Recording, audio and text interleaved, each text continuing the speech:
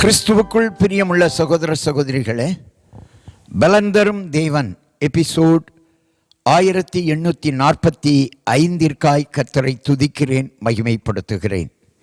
இந்த நாளிலும் ஏசாயா 63 அதிகாரம் 9வது வசனத்தின் பின்பகுதி, தூக்கி சுமந்து வந்தார். இஸ்ரவேல் ஜனங்களை 40 வருடம் வனாந்தரத்திலே வழிநடத்தினார். அவர்கள் கர்த்தருடைய பார்வையிலும் தங்களுடைய செயல்களிலும் பாவம் செய்தார்கள். ஆனாலும் கர்த்தர் அவர்களை வழிநடத்தினார். இன்றைக்கும் கூட இந்த உலகத்திலே பாவம் செய்கிற, அக்கிரமம் செய்கிற மனிதர்கள் அநேகர் இருக்கிறார்கள். அவர்களை வழிநடத்துகிறது கர்த்தர்.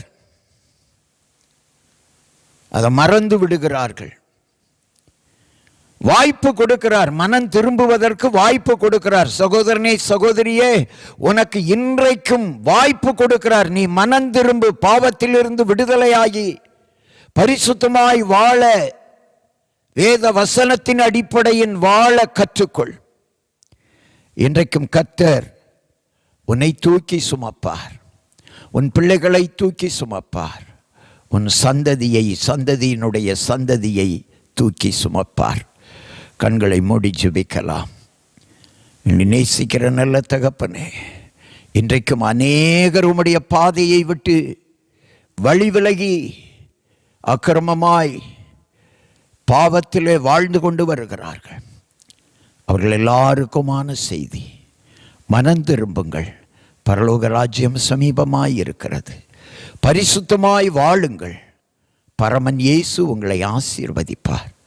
உங்கள் வாழ்க்கையில் கடினமான பகுதிகள் வருகிற பொழுதெல்லாம் இயேசு உங்களை தூக்கி சுமப்பார். நீங்கள் செய்ய வேண்டியது பரிசுத்தமாய் வாழ்ந்து அவருடைய வார்த்தை, இயேசுவினுடைய வார்த்தைக்கு கீழ்ப்படியுங்கள்.